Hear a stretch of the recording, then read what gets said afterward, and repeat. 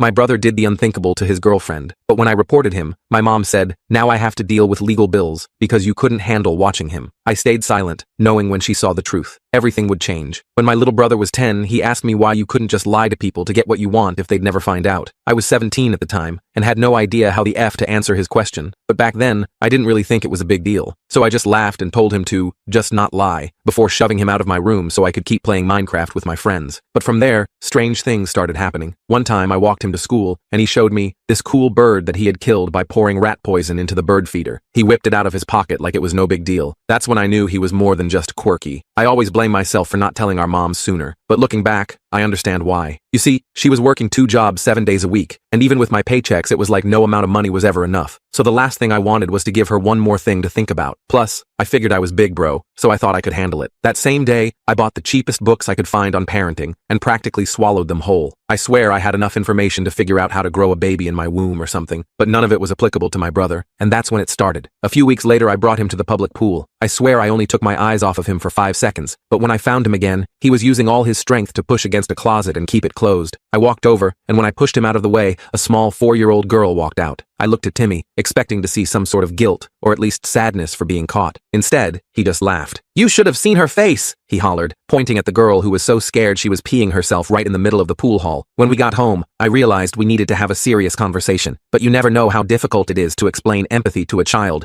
who sees it as a foreign concept until you actually do it. Then Timmy said something that sent chills down my spine. If it was wrong, why was it so easy? That's when I had to end the conversation, because it was simply too much. I never stopped trying though. I put in more hours at work just so I could bring him to therapy, and signed him up for rugby so he would have something to channel his stuff into. I really thought it was working, because I wasn't getting calls about his teachers reporting him anymore, and he even had a few friends. Phew. But just when I thought the storm had passed, his therapist called me. She told me she needed me to come in as urgently as I could, and to keep it a secret from Timmy. I left work early, and made the 30-minute drive in 20. My head was spinning. When I walked into the room, her eyes were widened, and the color was drained from her face. She had been working this job for 15 years, so I couldn't understand how Timmy had said something to bamboozle her this hard. She explained that at first, Timmy had been saying all the right things during their sessions. He'd even cry sometimes. But during the last session, his 30th one, something changed. Out of pride, he accidentally let it slip that he had figured out exactly what she wanted to hear. My stomach twisted so much I thought I was going to vomit. He hadn't been getting better. He'd been getting smarter. The therapist continued and told me I ought to be very concerned, because his ability to manipulate has grown sharper and more calculated. By this point, he was 14 years old, so I assumed it was early enough that he couldn't do any real damage yet. When I got home, Timmy ran up to me with a huge smile on his face. Adam,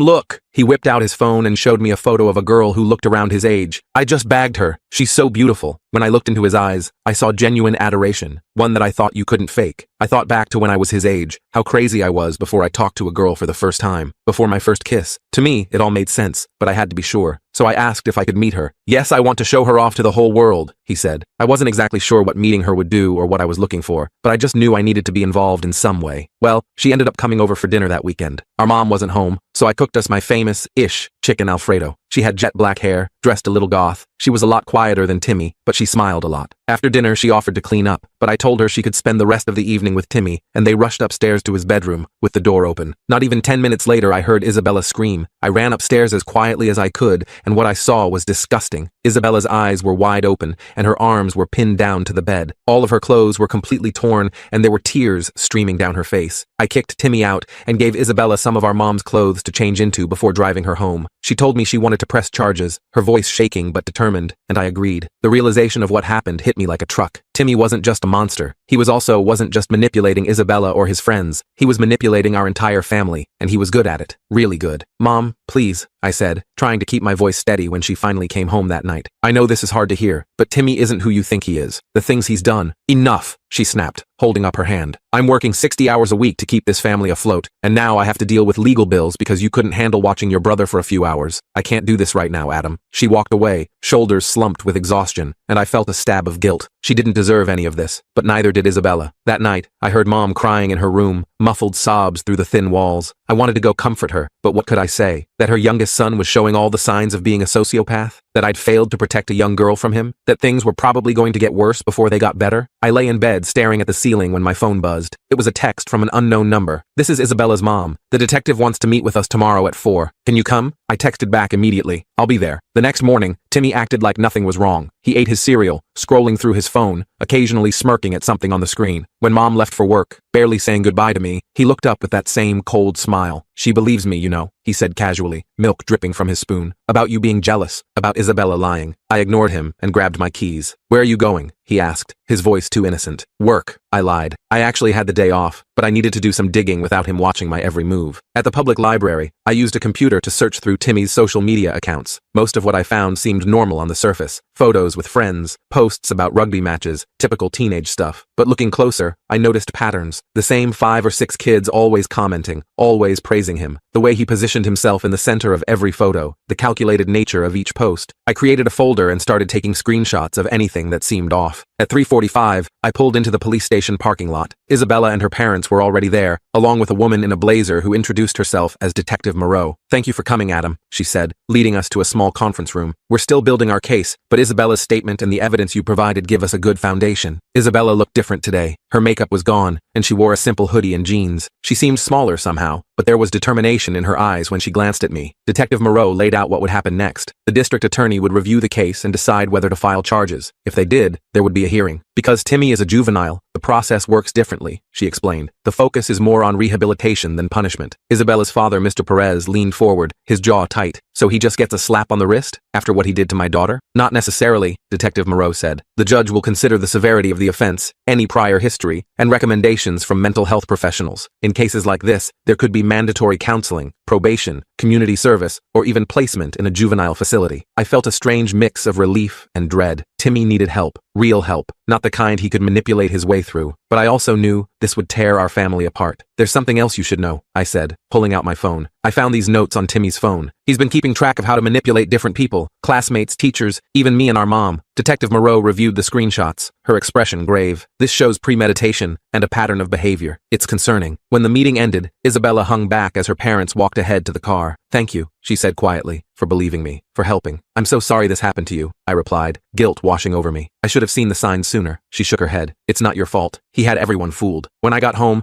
Mom was at the kitchen table with red-rimmed eyes, her uniform still on from her shift. Timmy was nowhere to be seen. The school called, she said, her voice hollow. They've suspended Timmy pending the investigation. His rugby coach called too. He's off the team. I sat down across from her. Mom, I know this is hard. Hard? She interrupted, her voice cracking. My 14-year-old son is being accused of assault. I could lose my job if I keep taking time off for meetings with lawyers and police. And my older son, who I trusted to help me raise him, is helping build a case against him instead of standing by his family. Her words stung, but I held my ground. The memory of Isabella's tears still fresh. Mom, I am standing by my family, but what Timmy did was wrong, and it's not the first time he's hurt someone. I told her everything, the bird, the incident at the pool, the therapist's warnings. With each story, her face crumpled a little more. Why didn't you tell me? She whispered, hands trembling. You were already carrying so much, I said, guilt gnawing at me. I thought I could handle it. I thought the therapy was working. She buried her face in her hands. What did I do wrong? Nothing, I assured her. Some people are just wired differently. It's not your fault. We sat in silence for a long moment before she looked up. What happens now? The DA will decide whether to file charges. If they do, there will be a hearing. She nodded slowly. I need to find him a good lawyer, someone who understands juvenile cases. I hesitated. Mom, Timmy needs help, real help, not just someone to get him off the hook. He's my son, Adam, she said firmly. I'm not going to throw him to the wolves. The next few weeks were tense. Mom found a lawyer named Gregory Thompson who specialized in juvenile cases. She took out a loan to pay his retainer, adding another burden to her already strained finances. Timmy spent most of his time in his room, only coming out for meals. He was quieter now, more watchful. I caught him staring at me sometimes with an expression I couldn't read, his eyes calculating. The district attorney decided to file charges, sexual assault and false imprisonment. Because Timmy was a juvenile, they were handling it in family court rather than criminal court. The hearing was set for 3 weeks away. Meanwhile, I was getting strange texts from numbers I didn't recognize. Why are you lying about your brother? Leave Timmy alone. You're going to regret this. I showed them to Detective Moreau, who said they'd look into it, but there wasn't much they could do unless the messages contained specific threats. At school, things were getting weird too. Former friends stopped talking to me. I overheard whispers in the hallway. Someone spray-painted snitch on my locker, the red letters dripping like blood. One day after my shift at work, I came home to find Timmy sitting on the couch with 2 guys I didn't recognize. One was tall and lanky with a buzz cut, Kyle, according to the rugby jersey he wore. The other was shorter with a permanent sneer. This one Timmy introduced as James. These are my friends, Timmy said with a smile that didn't reach his eyes. They wanted to meet my big brother. Something about the way they looked at me made my skin crawl. I nodded at them and headed upstairs, but I could feel their eyes on my back, heavy and threatening. That night, I woke up to the sound of something hitting my window. I got up and looked outside, but there was nothing there. When I turned back to my bed, I noticed my backpack had been moved, the zipper partially open. I checked inside. My wallet was there, but when I opened it, all my cash was gone. About $80 I'd been saving for a new game vanished. I stormed into Timmy's room, flipping on the light. "Where is it?" I demanded. He blinked up at me innocently, his face soft with fake sleep. "Where's what?" "My money. I know you took it." He sat up, looking offended. "I didn't take anything. Maybe you spent it and forgot." "Cut the crap, Timmy. Give it back." He shrugged, spreading his hands. "Search my room if you want. You won't find anything." I did search, but of course, the money was gone. When I went back to my room, I noticed something else. The folder where I'd been keeping copies of evidence was missing from my desk drawer. The next day,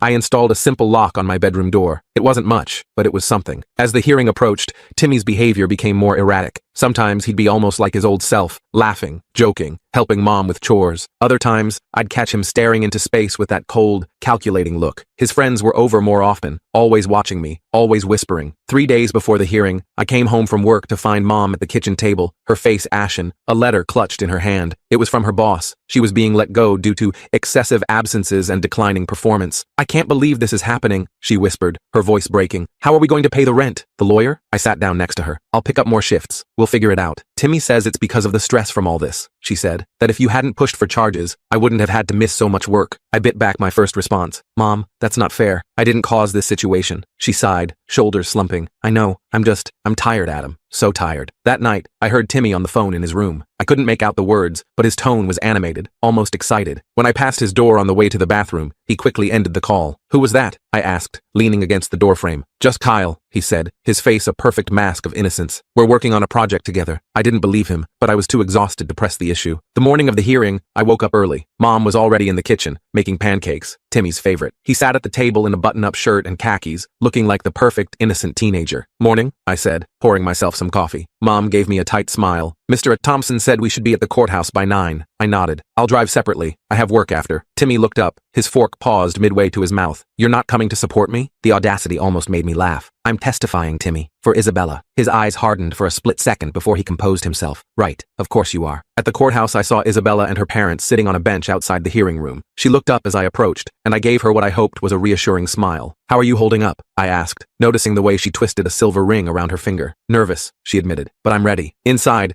the hearing room was smaller than I expected. Timmy sat with his lawyer, looking appropriately somber. Mom sat directly behind him, her back rigid with tension. The judge, an older woman named Judge Harper, called the hearing to order. The prosecutor presented the case against Timmy, showing the text messages, the torn clothes, and called Isabella to testify. Isabella's voice shook at first, but grew stronger as she described what happened, how Timmy had invited her over, how he'd seemed so nice until they were alone, how he'd suddenly changed and attacked her. Timmy's lawyer cross-examined her, suggesting that she'd misinterpreted Timmy's actions, that they were just fooling around, and things got out of hand. Isabella held firm, her voice steady, despite the tears in her eyes. When it was my turn to testify, I described finding Isabella in Timmy's room, her clothes torn, the fear in her eyes. I talked about the pattern of behavior I'd observed over the years, the bird, the incident at the pool, the therapist's warnings. Mr. Thompson tried to paint me as resentful, suggesting I was jealous of Timmy and wanted to get him in trouble. I stayed calm, sticking to the facts, though my hands shook beneath the table. The most surprising testimony came from Timmy's former therapist, Dr. Rivera. She described how Timmy had initially seemed responsive to therapy, but how she'd eventually realized he was simply telling her what she wanted to hear. "In my professional opinion," she said, "Timothy shows concerning signs of conduct disorder with callous and unemotional traits. He understands right from wrong intellectually, but lacks the emotional capacity to care about the harm he causes others." When Timmy took the stand, he was the picture of remorse. His voice cracked as he described how much he liked Isabella, how they'd been kissing and things went too far, how he never meant to scare her. "I made a mistake," he said, looking directly at the judge with tears in his eyes. "I've learned my lesson. I just want to make things right." It was a masterful performance. If I hadn't known better, I might have believed him myself. After all the testimony, Judge Harper called a recess to consider her decision. We all filed out into the hallway. Mom went to talk to Mr. Thompson, while I found a quiet corner to collect my thoughts. A few minutes later, Isabella approached me. "Do you think the judge believed him?" she asked quietly. "I don't know," I admitted. "He's very convincing." She nodded, looking down at her hands. "Even knowing what he did, part of me still wants to believe him when he looks at me like that. Is that crazy?" No, I said. That's exactly why he's dangerous. When the judge called us back in, the room was tense with anticipation. Judge Harper looked at Timmy for a long moment before speaking. Timothy, she said, I've considered all the testimony and evidence in this case. While I acknowledge your youth and the potential for rehabilitation, I cannot ignore the seriousness of your actions or the concerning pattern of behavior described by multiple witnesses. She found him responsible for the charges and ordered him to be placed on probation for 2 years, with mandatory therapy, community service, and no contact with Isabella. She also recommended a psychological evaluation to determine if more intensive intervention was needed. Isabella looked relieved, though her parents seemed disappointed it wasn't more severe. As we left the courthouse, Timmy walked ahead with Mom and Mr. Thompson. I hung back, not wanting to deal with them right now. Isabella's dad approached me. Thank you for your testimony. It couldn't have been easy going against your brother. It wasn't, I admitted, but it was the right thing to do. That night, dinner was silent. Mom picked at her food while Timmy ate normally, as if nothing had happened. After dinner, he disappeared into his room without helping clean up. As I was washing dishes, Mom leaned against the counter. The psychologist wants to see him tomorrow, she said, to start the evaluation. I nodded. That's good. Maybe they can help him. She sighed. I hope so. I don't understand how we got here. Later that night, I was almost asleep when my phone buzzed. It was a text from an unknown number. You think this is over? It's just beginning. Sleep tight, big brother. I stared at the screen, a chill running down my spine. I knew without a doubt it was from Timmy, though I couldn't prove it. The next morning, Timmy was gone before I woke up. Mom said she'd taken him to his appointment with the psychologist, and then to school, where he was allowed to return on a probationary basis. I had the day off, so I decided to use the time to look for a second job. We needed the money now more than ever, the stack of bills on the counter growing taller each day. As I was searching online, I got a call from Isabella, her voice tight with panic. Adam, something weird is happening. People at school are saying I made everything up about Timmy, that I'm just trying to get attention. What? Who's saying that? I asked, sitting up straighter. Everyone. There are posts all over social media. Someone even made a fake account in my name, posting things that make it look like I'm admitting I lied. I felt a surge of anger. It's Timmy, or his friends. Can you screenshot everything and send it to me? I already did. I sent it all to Detective Moreau too. After we hung up, I checked my own social media. Sure enough, there were posts circulating about how Isabella was a known liar who had made up stories about other guys too. Some posts even suggested I had a weird obsession with Isabella and had put her up to accusing Timmy because I was jealous of him. It was a coordinated smear campaign, and it was working. Comments were flooding in, people taking sides, most believing the lies because they were salacious and spread by popular kids. I called Detective Moreau to report what was happening, but she said that while it was concerning, it wasn't technically illegal unless it crossed into direct threats or harassment. When Timmy came home from school, he was smiling, a spring in his step. He didn't mention the social media posts, and neither did I, but we both knew what was happening. That night, I heard him on the phone again, laughing with his friends about how people will believe anything if enough people say it. I recorded the conversation through his door, making sure to get the part where he said, by next week, everyone will think Isabella is the psycho, not me. The next day, I sent the recording to Detective Moreau and Isabella. It wasn't much, but it was something. What I didn't expect was for things to escalate so quickly. By the end of the week, Isabella had stopped going to school because of the harassment. Someone had spray-painted liar on her locker. Her social media accounts were flooded with hateful messages. And it wasn't just Isabella. My reputation was taking a hit too. Former friends avoided me in the hallways. Someone slashed the tires on my car. Anonymous accounts were posting that I had a history of making up stories about people. Timmy, meanwhile, was thriving. His friends rallied around him. Teachers who had once been wary now seemed sympathetic, viewing him as the victim of false accusations despite the court's finding. One afternoon,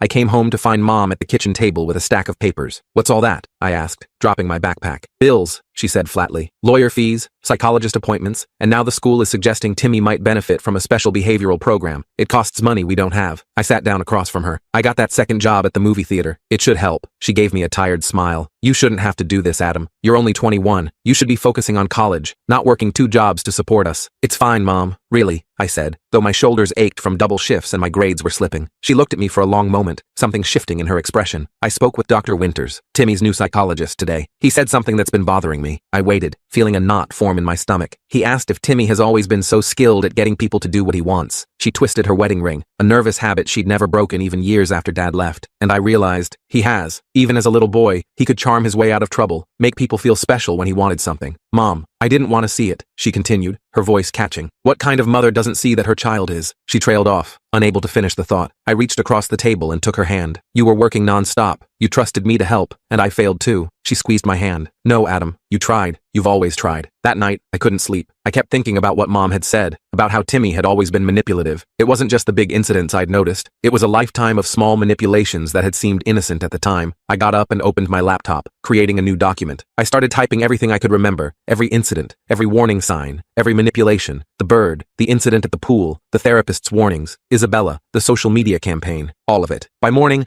I had 12 pages of detailed notes. I wasn't sure what I was going to do with them, but it felt important to have it all in one place, a record of truth against the lies. At breakfast, Timmy was in rare form, chatting animatedly about a rugby match he'd been invited to watch with his friends. Coach says I might be able to rejoin the team next semester if my probation officer gives the okay, he said, mouth full of cereal. Oh, and I need $20 for the movies tonight, he added casually. I don't have extra cash right now, Timmy, Mom said, her voice firmer than usual. His face darkened for a split second before he recovered. But you said I could go. Everyone's counting on me. It's fine, I interrupted, pulling a 20 from my wallet. Here, Timmy grinned, snatching the bill. Thanks, bro. You're the best. After he left for school, Mom looked at me questioningly. Why did you do that? I shrugged. It's easier than dealing with his tantrum. She frowned. That's enabling him, Adam. I know, but I'm working on something. Later that day, I met with Isabella at a coffee shop across town. She looked tired, with dark circles under her eyes. I've been thinking about all this, the social media stuff, the harassment. It's not just about me, is it? She said. What do you mean? I think Timmy's done this before, made someone a target. She showed me screenshots of conversations with other girls. Their stories were disturbingly similar. Timmy would charm them, then turn cruel when he didn't get what he wanted, using his social network to isolate and harass them. None of them spoke up because they were afraid, Isabella said, but they're willing to now, if it helps stop him. I showed her my document. I've been compiling everything I can remember too, all the warning signs, all the incidents. She read through it, her expression growing more troubled with each page. This is a lot worse than I thought. I know, and I don't know what to do with it. The court already made their decision. The school doesn't seem to care as long as he's not causing problems on campus. Isabella was quiet for a moment. What if we don't go through official channels? What if we just tell the truth? To everyone? What do you mean? Social media works both ways. If Timmy can use it to spread lies, we can use it to spread the truth. The idea was simple, but powerful. We would create a document with all our evidence, my observations over the years, Isabella's experience, the stories from other girls, screenshots of Timmy's manipulative messages, and share it with everyone at school. It's risky, I warned. Timmy's friends might retaliate. Isabella's jaw set in determination. I'm already a social outcast. What more can they do to me? We spent the next week gathering evidence and testimonies. 5 more girls came forward with stories about Timmy. 2 of his former friends provided screenshots of group chats where he'd bragged about manipulating people. Even his first therapist, Dr. Rivera, provided a carefully worded statement about recognizing signs of manipulation in adolescence. We compiled everything into a single document, careful to stick to verifiable facts and first-hand accounts. No speculation, no exaggeration, just the truth. The night before we planned to share it, I sat in my room staring at my laptop screen, my finger hovering over the send button. Was I really going to do this to my own brother? Was it the right thing? I thought about Isabella, too afraid to go to school, about the young girl at the pool, terrified to the point of wetting herself, about the dead bird, called for no reason other than Timmy's curiosity. I hit send. The document went to everyone in our school email directory, students, teachers, administrators. I also sent it to Timmy's probation officer, his current psychologist, and Detective Moreau. I woke up to my phone buzzing nonstop with notifications. The document had spread like wildfire. People were sharing it, commenting on it, reaching out to Isabella and the other girls to offer support. Timmy wasn't at breakfast. Mom said he'd left early, claiming he had a study group, but I knew better. He was doing damage control, trying to contain what couldn't be contained anymore. At school, the atmosphere was electric. People were talking in hushed voices, looking at their phones, glancing at me as I walked past. Some looked sympathetic, others confused or skeptical, but no one was ignoring it. Isabella texted me during third period. It's working. People are listening. By lunch, Timmy's carefully constructed social network was crumbling. His closest friends were distancing themselves, unwilling to be associated with what was now being called Timmy's pattern. The girls who had come forward were surrounded by supportive classmates. I didn't see Timmy all day, but I knew he'd be waiting at home. I braced myself for the confrontation as I pulled into our driveway. He was sitting on the front steps, his face a mask of cold fury. You think you've won, he said as I approached, his voice eerily calm. But you have no idea what you've done. I told the truth, Timmy. That's all. He laughed, a hollow, chilling sound. The truth? No one cares about the truth. They care about what's entertaining, what makes them feel superior. And right now, that's watching me fall. You did this to yourself, I said, moving past him toward the door. He grabbed my arm. This isn't over. You think you know me? You have no idea what I'm capable of. I pulled away from him. Actually, I do. That's the point. Inside,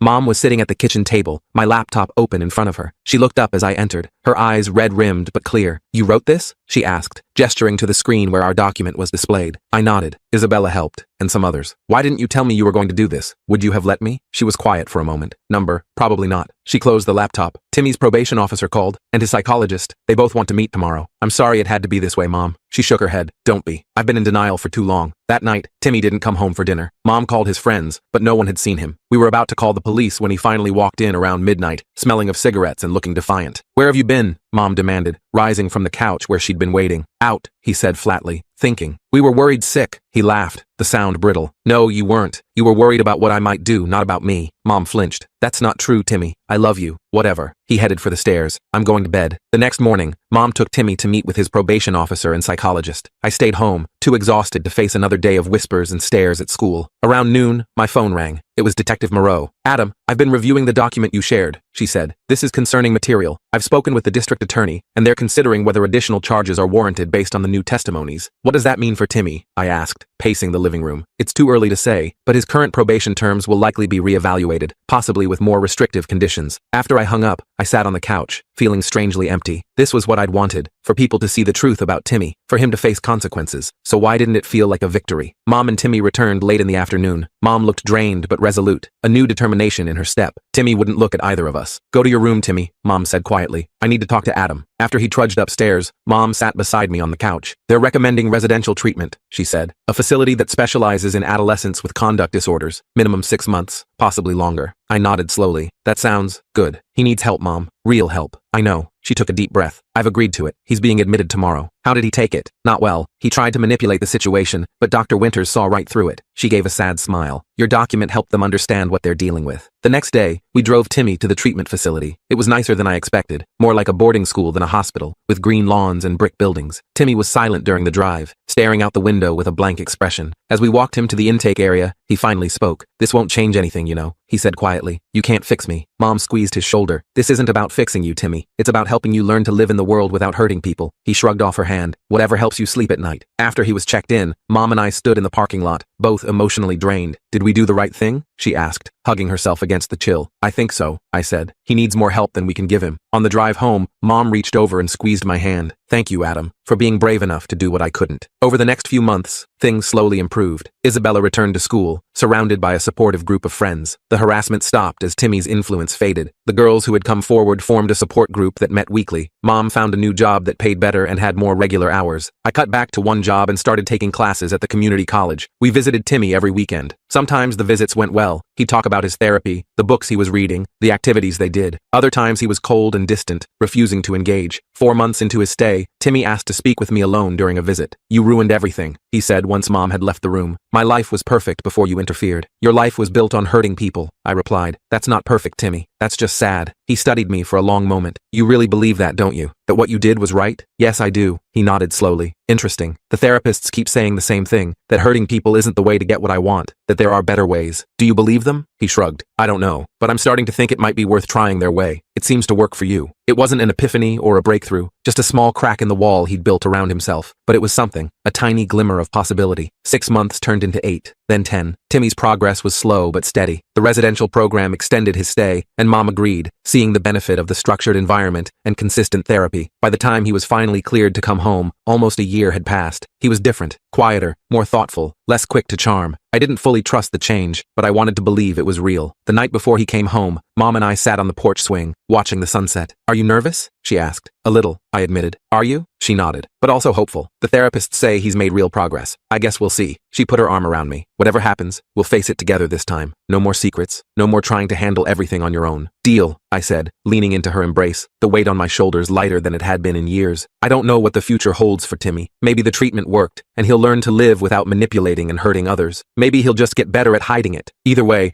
I know now that staying silent only allows the damage to spread, like poison seeping into groundwater. Sometimes doing the right thing feels terrible. Sometimes it costs you more than you thought you could bear. But in the end, the truth is all we have. And sometimes, it's enough.